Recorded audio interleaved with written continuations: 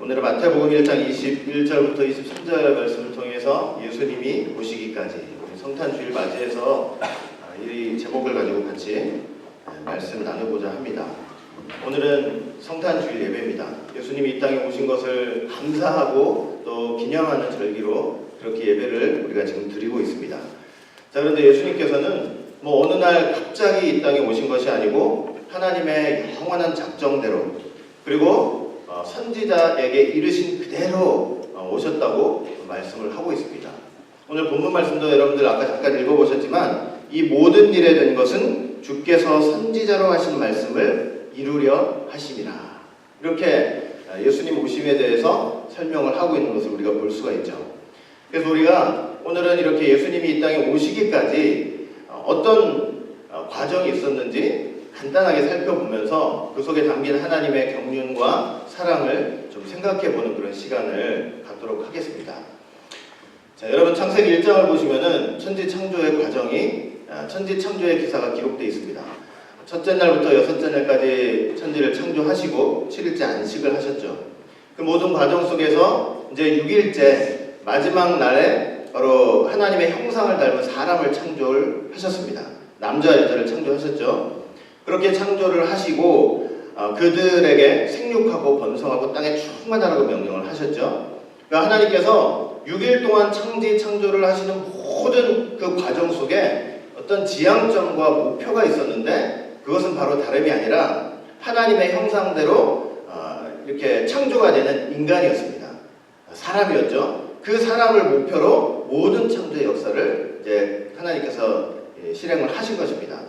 그래서 그 사람을 통해서 정말로 경건한 자손들을 낳아가지고 이 땅에 하나님의 경건한 백성들이 충만하게 되는 것이 바로 하나님의 창조 목적이었죠. 그게 바로 창세기 1장에 기록된 천지 창조의 과정입니다. 자, 그런데 창세기 2장을 보시면 이제 창세기 1장에는 모든 천지 창조의 중심이 되는 인간에 대해서 사람에 대해서 기록이 되어 있고 창세기 2장을 보시면 어떤 기록이 있느냐면 하나님께서 그 사람과 남자와 여자와 언약을 맺으시는 그런 기록이 되어 있습니다. 하나님께서 이 남자와 여자 하나님의 형상대로 창조된 남자와 여자에게 언약을 맺으시면서 그 언약의 내용은 뭐냐면 선악을 알게 하는 나무 열매는 먹지 말라, 먹으면 정령 죽으리라. 이러면서 생명의 언약, 이제 행위 언약을 맺으셨어요. 이렇게 언약을 맺으신 이유가 뭐냐면 하나님께서 창조하신 그 사람과 하나님과 어떤 관계 속으로 이렇게 묶으시는 역사냐면 언약 관계로 묶으시는 역사예요.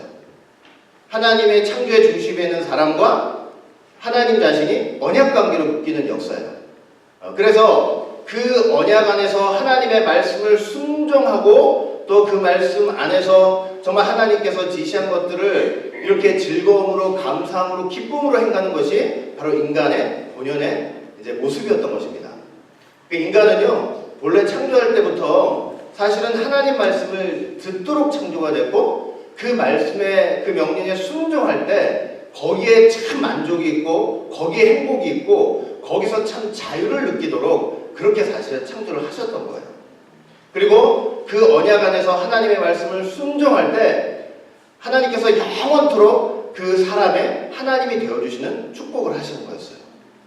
자, 그런데 이런 귀한 생명의 언약 가운데 있었던 이 아담이 좀 그 하나님의 말씀에 순종했으면 얼마나 좋았겠어요. 그 생명의 언약을 말 그대로 자기의 생명을 내놓고 좀 지키고 순종을 했으면 얼마나 좋았겠습니까? 뱀에게 유혹당한 그 여자가 내미는 그 선악을 알게 하는 나무 열매를 먹고 타락을 하게 되었죠.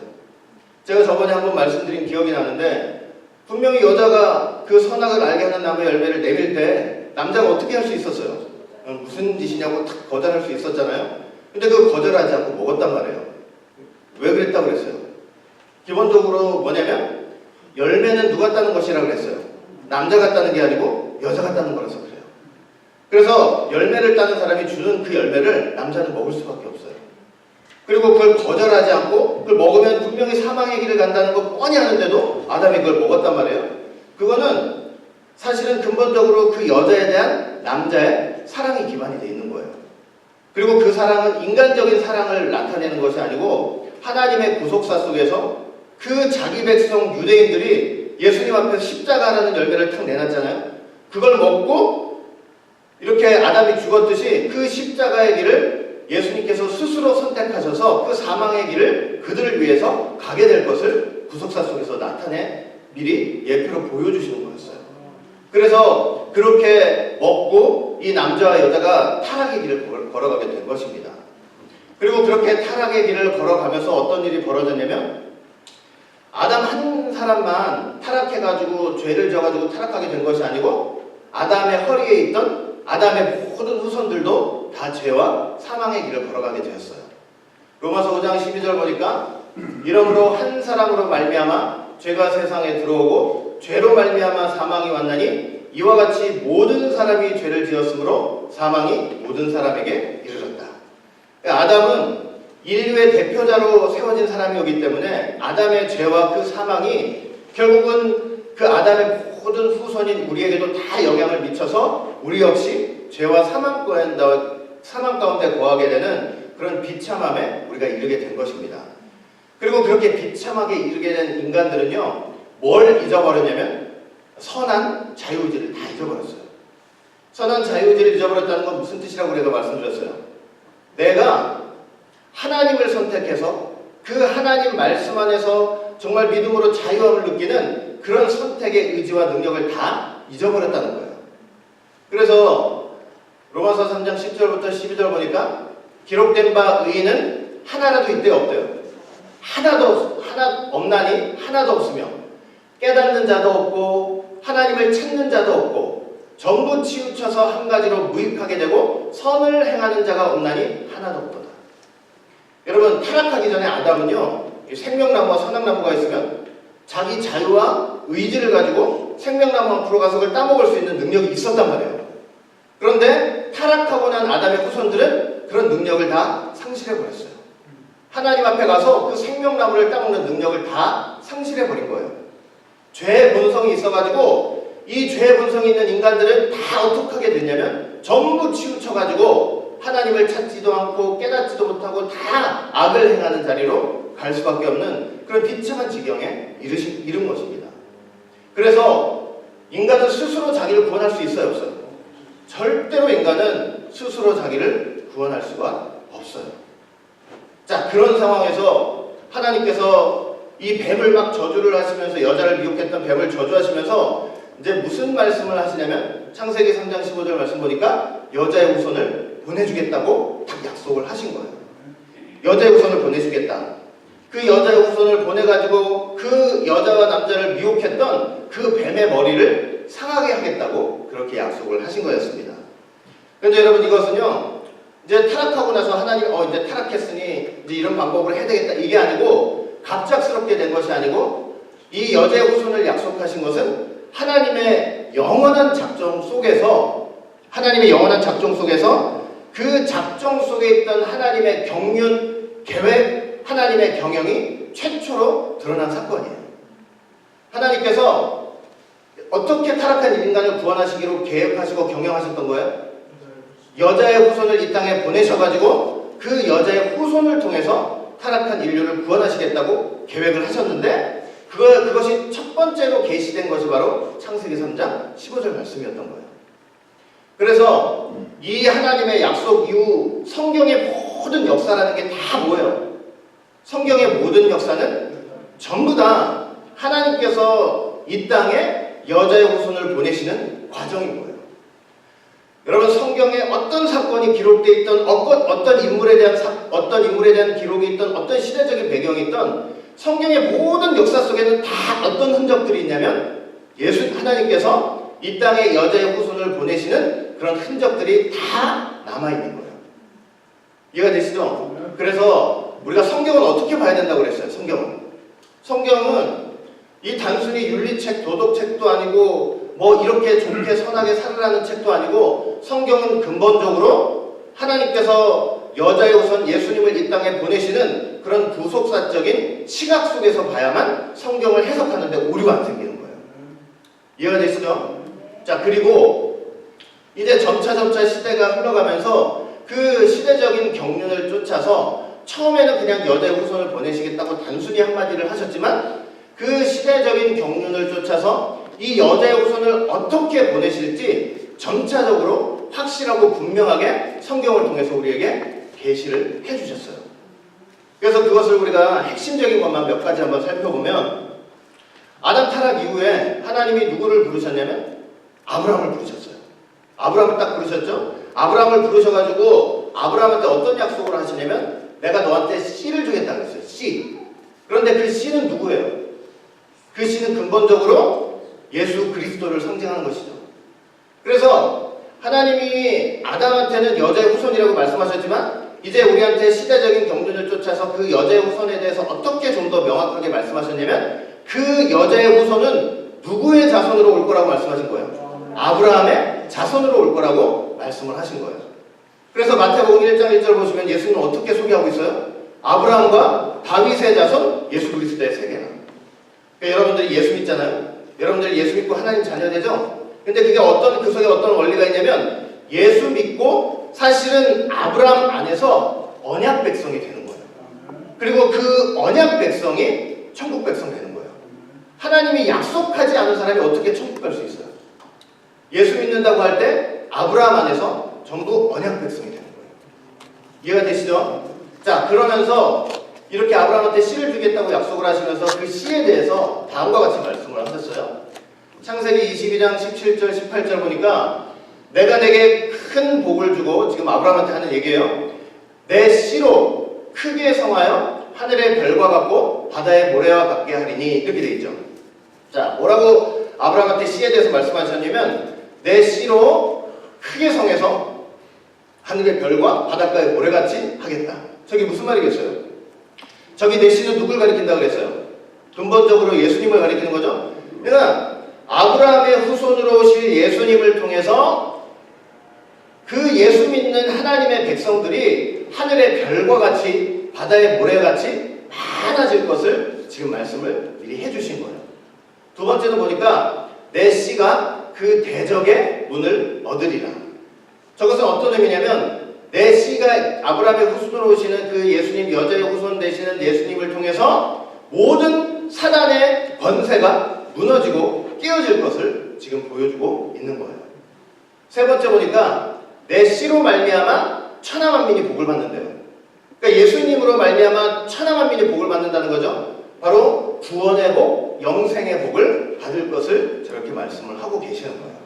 그러니까 하나님이 아브라함 찾으셔가지고 내 씨를 보내줄게 하면서 저런 약속들을 미리 하셨던 거예요. 자, 그리고 또 좀 더 시간이 흘러가지고 이제 하나님이 누굴 부르셨냐면 다윗을 부르셨어요. 자, 다윗을 부르시면서 다윗한테 네 몸에서 날짜가 있을 거야. 네 몸에서 날짜. 그러면서 어떤 말씀을 하시냐면 사무엘하 7장 12절 13절 보니까 네 수완이 차서 내 조상들과 함께 잘 때에 내가 내 몸에서 날 자식을 내 뒤에 세워 그 나라를 견고케 하리라. 저는 내 이름을 위하여 집을 건축할 것이요 나는 그 나라 위를 영원히 견고케 하리라. 지금 하나님이 다윗한테 하시는 말씀이에요. 자, 네 몸에서 날 자식을 세우겠대요. 저게 누굴 가리키는 거예요? 네. 기본적으로는 솔로몬이지만 근본적으로는 예수님을 가리키는 거죠. 그런데 하나님께서 그래서 뭐냐면 다윗을 부르셔가지고 네 자손 가운데 여자의 후손 예수님이 오셔가지고 그가 집을 건축한대요. 집을 건축한다는 건 무슨 말이에요? 성전을 세운다는 얘기죠. 그리고 그 나라 위를 영원히 견고하게 해준대요. 하나님 나라의 영원성을 가리키는 거죠. 예수님을 통해서 세워질 하나님의 나라의 영원한 견고성. 자, 여러분들이 지금 예수 믿고 교회 생활 하고 있잖아요. 그러면 예수님 믿고 교회 생활 하고 있는 것이 사실은 저 말씀에 비추어 볼 때 어떤 의미냐면 어떤 의미예요? 어떤 의미냐면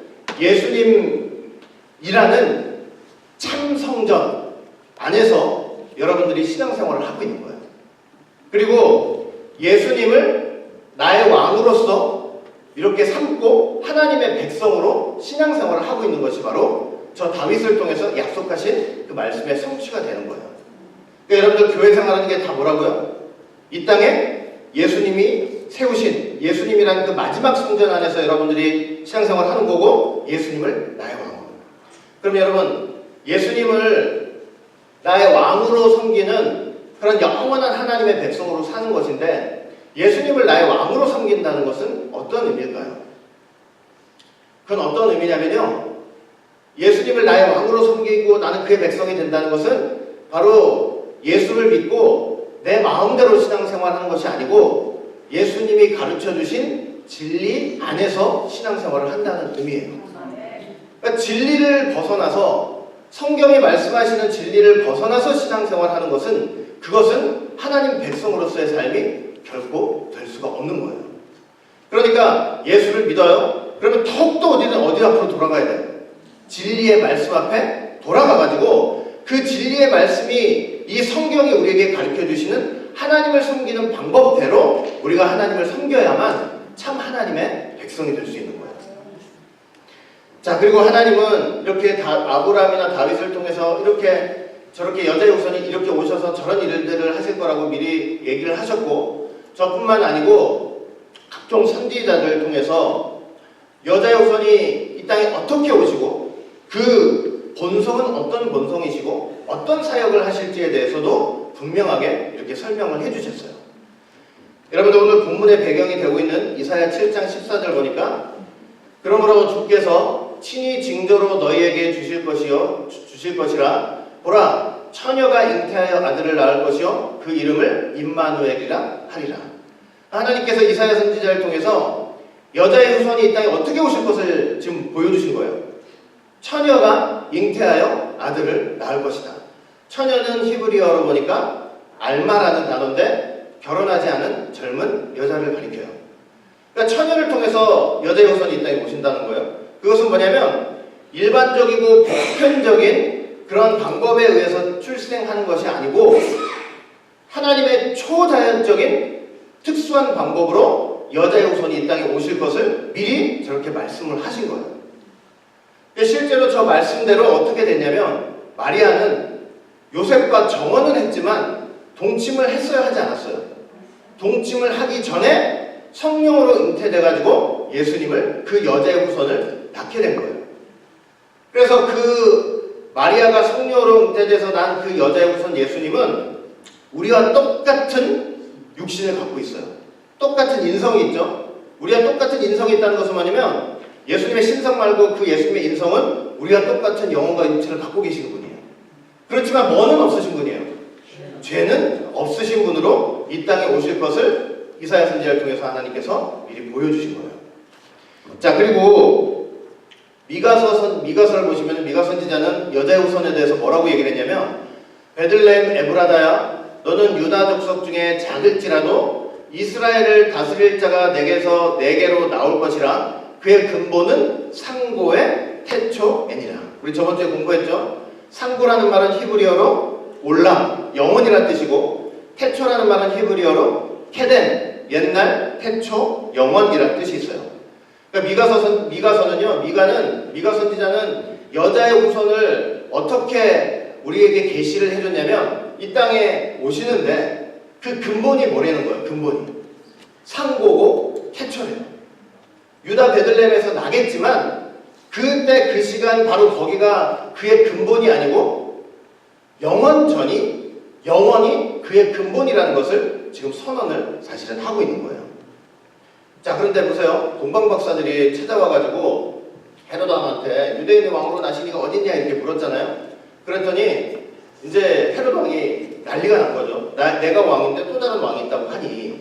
그래서 어떻게 했냐면 종교 지도자들을 다 불러가지고, 야, 이렇게 유대인의 왕이 난다는데 어디서 나겠느냐 이렇게 물었어요. 그랬더니 종교 지도자들이 어떻게 했냐면, 방금 우리가 읽은 저 미가서 5장 2절 말씀을 찾아가지고 헤로드 왕한테 얘기를 해주는 거예요. 그래서 뭐라고 얘기를 해주냐면, 마태복음 2장 4절부터 6절 보니까, 왕이 모든 대제사장과 백성의 서기관들을 모아 그리스도가 어디서 나겠느냐 물으니 가로되 유대 베들레헴이오니 이는 선지자로 이렇게 기록된 바. 저 선지자는 누굴 가리키겠어요?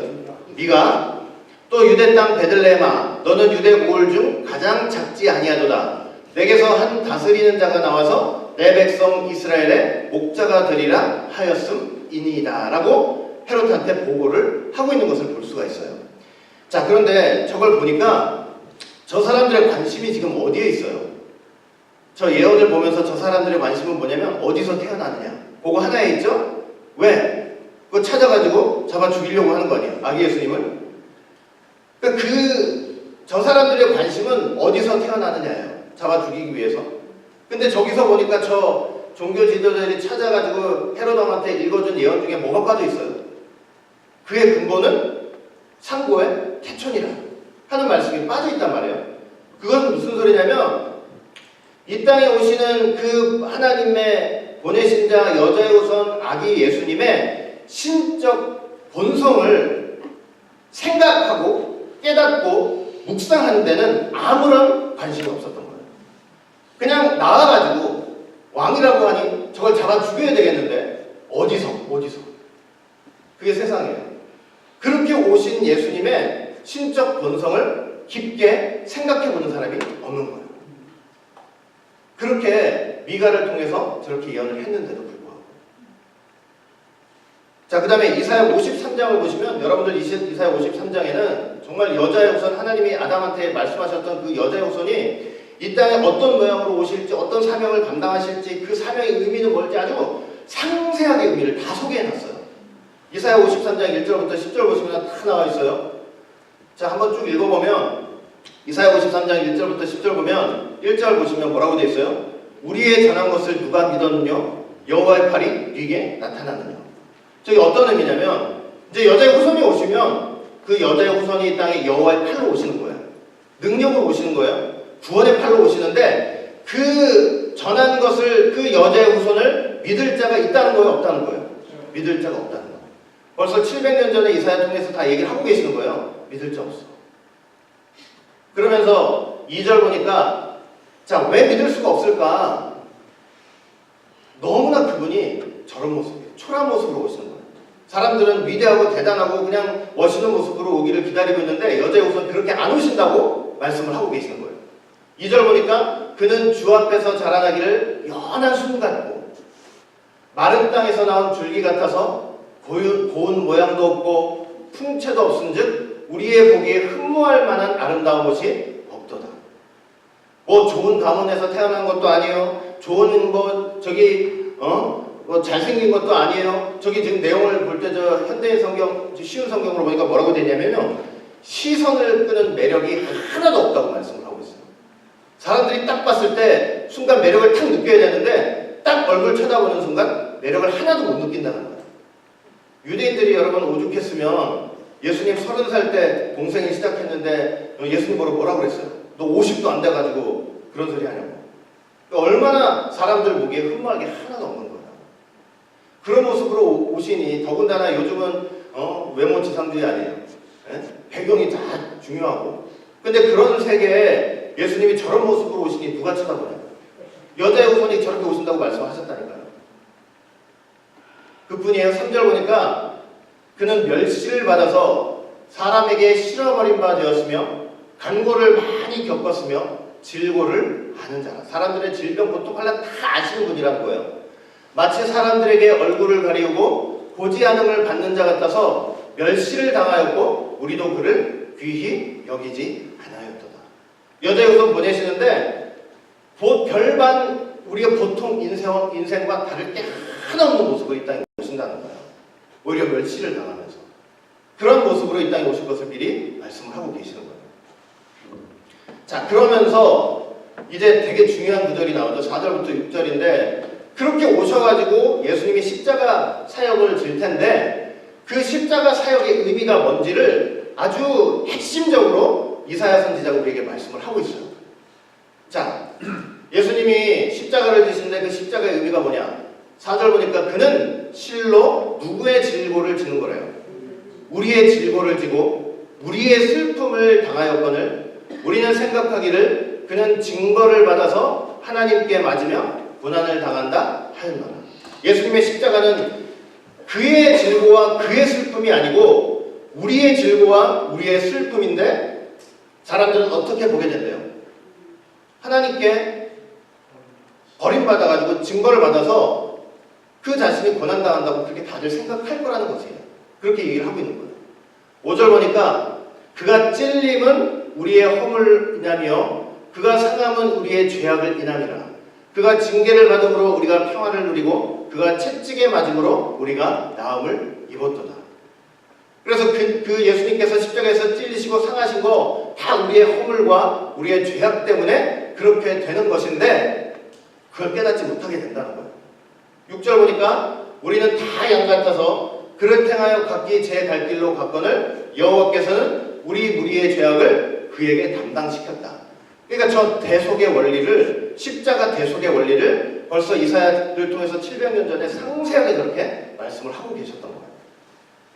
자, 그리고 7절 보니까 자, 저렇게 대속을 위해서 고난당하시는 예수님의 모습이에요. 그가 곤욕을 당하여 괴로울 때에도 그 입을 열지 아니하였으며 마치 도수장으로 끌려가는 어린 양과 털 깎는 자 앞에 잠잠한 양같이 그 입을 열지 아니하였도다.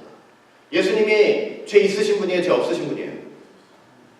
죄가 전혀 없으신 분이잖아요. 저런 고통을 당할 이유가 전혀 없으신 분이죠. 얼마나 사람 같으면은 아무 죄도 없는데 저런 고통을 당한다고 했을 때 얼마나 억울하겠냐고요. 사람이 억울하면 억울하다고 한탄을 하게 되고 말을 하게 되잖아요. 그런데 예수님은 죄가 없으신데 억울한 일을 당하시는데도 어떻게 하신대요? 절대로 입을 열지 않고 묵묵히 쫓아간대요. 하나님의 뜻을 이루기 위해서 묵묵히 쫓아가는 모습을 보여주고 있는 거예요. 제가 몇 분들한테는 말씀드렸지만 여러분 욥기 읽어보셨죠? 욥기 되게 어렵죠? 욥기가 제일 어려운데 욥기가 사실은 이 여자 후손과 관련돼가지고 우리에게 말씀하시는 교훈이 무엇일까요? 욥기가 예수님 오시는 그 길 속에서 구속사적인 시각 속에서 바라본 욥기 어떤 거일 것 같아요?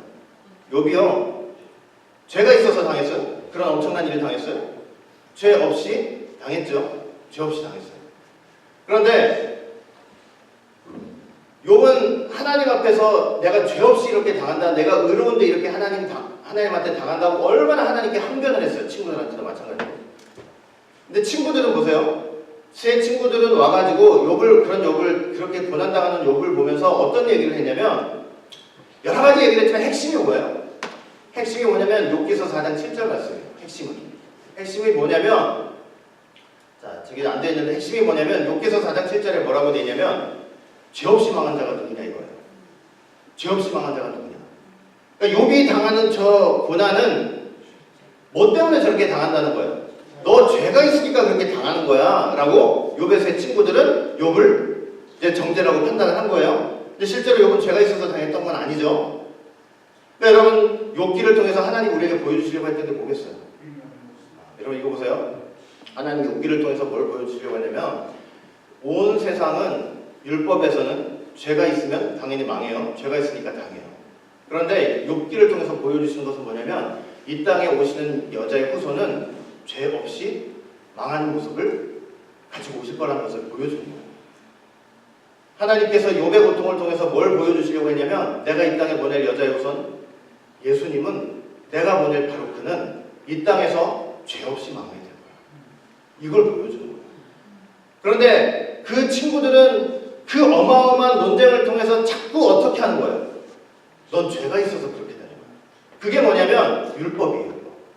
그리고 그게 예수님을 바라보는 세상 사람들의 시각이에요. 그러니 예수님 십자가 달렸을 때 사람들이 다 어떻게 생각했어요? 새 친구처럼 생각한 거예요. 너 죄 없이 망한 자가 어디 있느냐고. 근데 하나님께서 욥기를 통해서 보여준 게 뭐냐면 예수님은 죄 없이 망하는 분으로 있다는 것인 거예요. 그러면 욥기를 통해서 우리가 하나님의 보내신 여자의 후손과 예수님의 그 사역과 의미를 알게 된다면 그걸 정확히 알고 있었다면 죄 없이 망하시는 분이구나, 죄 없이 달려 계시는 분이구나 하는 것을 깨달을 수 있는 영적 지혜까지 가야 되는 거예요. 사실 8절 보니까 그가 곤욕과 신문을 당하고 끌려갔으니 그 세대 중에 누가 생각하기를 그가 산자의 땅에서 끊어짐은 마땅히 형벌받을 내 백성의 허물을 인함이라 하였습니다. 당연하죠. 예수님 저렇게 산자의 땅에서 십자가에 달려 돌아가시는데 세상 어떤 사람도 저게 하나님 백성의 허물을 위해서 달려 계셨다는 사실을 알지 못한다는 거예요. 9절 보니까 그는 강포를 행치 않았고 폭력이 없었죠. 입에 괴사가 없었어요. 거짓말이 없었죠. 그런데 그 무덤이 악인과 함께 되었으며 악인들과 함께 처형을 당하고 이제 죽게 되었으며 그 묘실이 부자와 함께 되었도다. 어떻게 보면 저거는 아리마다 요셉의 무덤에, 그 부자인 아리마다 요셉의 무덤에 이제 들어갈 것을 미리 사실은 다 보여주신 거라고 얘기를 할 수 있죠. 그러면서 10절 보니까 여호와께서 그로 상함을 받게 하시기를 원하사 질고를 당케 하셨은즉 그 영혼을 속건제물로 드리기에 이르면 그가 그 씨를 보게 되며 그 날은 길 것이요 또 그의 손으로 여호와의 뜻을 성취하리로다. 그래서 저렇게 십자가에서 속건제물로 돌아가셔가지고 씨를 보게 되는 거예요. 하나님 백성의 씨를 보게 되는 거예요. 여러분, 이런 뜻이요, 제가 지금 몇 개만 이렇게 지금 가지고 말씀을 드렸지만 사실 하나님은 구약 성경 전체를 통해서 수많은 선지자들을 통해서요, 이렇게 하나님이 보내실 여자의 후손에 관해서 미리 다 보여주고 증거를 했던 거예요. 성경을 잘 읽어보면요, 그래서 모를래야 모를 수가 없을 정도로, 부정할래야 부정할 수 없을 정도로 그렇게 다 보여주셨어요. 여자의 후손이 어떻게 오실지를. 그리고 보세요. 그리고 마침내 영원전 작정하신 대로, 그리고 선지자들에게 저렇게 미리 알려주신 대로 예수님께서 이 땅에 오신 거예요. 그게 성탄절이죠. 그런데 누가 그 아기 예수님을 영접했습니까? 맞아.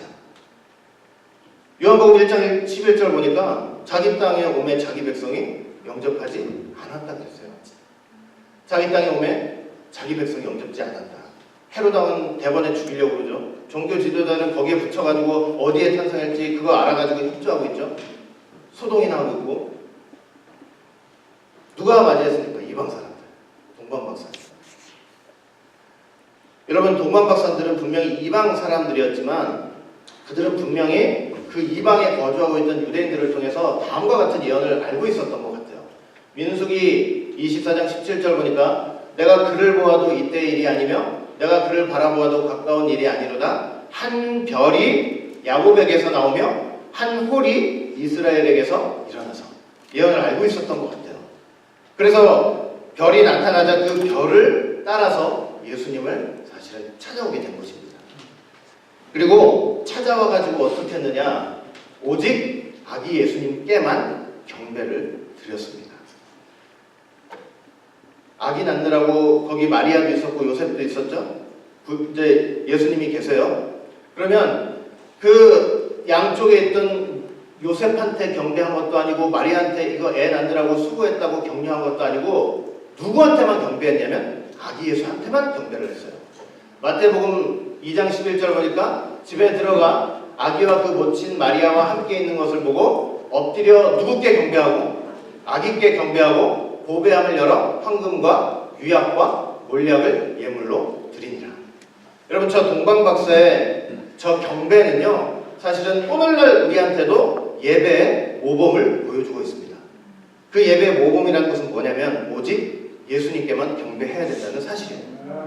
요셉도 아니고 마리아도 아니에요. 오직 예수님께만 경배해야 된다는 예배의 모범을 지금 정확하게 보여주고 있는 거예요. 그러면서 세 가지 예물을 바쳤죠. 황금, 유향, 몰약. 황금은 만왕의 왕 대신 예수님께 바치는 예물이에요. 예수님께서 이 땅에 만왕의 왕이 되셔가지고 의와 공의를 행사하실 것을 예표하고 있어요. 유향이죠. 저거는 유향은 뭐냐면 이제 제사 때 제사장이 사용하던 거죠. 예수님께서 이 땅에 제사장의 직분을 가지고 제사를 드리실 분이라는 것을 보여주고 있어요. 몰약은 이제 시체에 바른 거죠. 예수님께서 이 땅에 오셔서 속죄 제물이 되실 것을 보여주고 있는 거예요. 그래서 사실은 저 세 가지 예물은요, 예수님께서 이 땅에 오셔서 그 사역하실 것들, 그 예수님의 그 본성들, 직분들을 다 미리 보여주고 있는 거예요. 그러니까 예수님을 깨달아가지고 제대로 그 앞에 경배하고 있는 그런 모습을 우리에게 사실 보여주고 있는 것입니다. 여러분, 우리도 성탄절날요, 다른 게 아니고 누구한테만 경배해야 되겠어요? 오직 아기 예수께만 경배하는 날이 되었으면 좋겠어요. 그리고 저 황금과 유약과 몰약, 오로지 예수님의 본성과 예수님의 사역을 상징하고 있는 저 세 예물을 믿음으로 드리는 사람들이 되어야 할 것입니다. 수많은 예언이 있었던 유대인들은 제대로 깨닫지 못했는데 저 하나의 예언을 붙잡고 있었던 동방 박사들은 예수님을 맞이했습니다. 성탄절은 어떻게 좀 과장되게 말하면 동방 박사 때문에 있는 것 같아요. 우리 성탄절하면 항상 동방 박사가 있잖아요. 다른 사람 누가 경배를 했습니까? 동방 박사들이 했잖아요. 누가 했어요? 동방 박사들이 했죠. 우리 역시 이 성탄절을 맞이해서요, 우리도 좀 예수님의 별을 발견했으면 좋겠어요. 그리고 그 예수님의 별을 쫓아서 예수님만 경배하는 사람들이 되었으면 좋겠습니다. 예수님의 별, 뭐 눈에 보이는 별을 얘기하겠어요? 예수님의 별은 예수님을 증거하는 거잖아요. 그러니까 지금 같으면은 이 예수님의 별, 우리가 갖고 있는 이 성경 아니겠어요? 이 하나님의 성경을 통해서 누구를 자꾸 발견하는 신앙생활을 해야 돼요. 예수님을 자꾸 발견하는 신앙생활을 좀 해야 돼요. 그래가지고 그 예수님의 참된 모습, 예수님의 사역, 이걸 온전히 믿고 영접하는 그런 사람들이 되었으면 좋겠습니다. 또 더 이상은 이제 예수님께서 유대 베들레헴 그 말구유에서 태어났다, 그게 아니고 그 말구유에서 태어났던 예수님을 믿음으로 여러분들이 각자 안아가지고 좀 내 마음에 모셨으면 좋겠습니다. 그 지저분한 그 말바통 그런 데서 태어나게 하시는 것이 아니고 이제 내 마음속에 있는 지저분한 것들 좀 치우고 좀 정리 좀 하고 깨끗하게 청소도 좀 하고 장성한 신앙을 가지고 그렇게 해서 아기 예수님을 좀 온전히 내 마음에 모시고 오직 그분께만 경배하는 삶을 좀 살았으면 좋겠습니다. 모를 때야 동물 밥통 같은 곳에 모시는 거지만 알고 장성하면 이제 좀 깨끗하게 내 마음속에 예수님 오심으로 주전과 주우가 나눠졌잖아요. 그래서 그렇게 모셔가지고 여러분들 삶에도 저의 삶에도 좀 주전과 주우가 좀 확실히 획이 그어지는 그런 좀 시점이 있었으면 좋겠습니다. 그냥 맨날 그냥 그날이 그날이고 예수 믿는 그날이 어제나 오늘이나 앞으로나 똑같은 그날이 아니고 정말 그 예수님을 모시고 예수님 안에서 다 새로운 피조물이라며요. 그 새로운 피조물로서 내가 조금씩이라도 거듭나는 그런 믿음의 삶을 살았으면 좋겠습니다. 우리 오직 예수의 모든 성도들은 이 성탄절을 맞이해서 하나님의 거룩한 백성으로서 늘 이제 이 예수님을 우리 마음에 모시고 날마다 승리하는, 예수님만 경배하면서 승리하는 믿음의 삶을 사시기를 주의 이름으로 축원하겠습니다. 다 같이 기도합니다.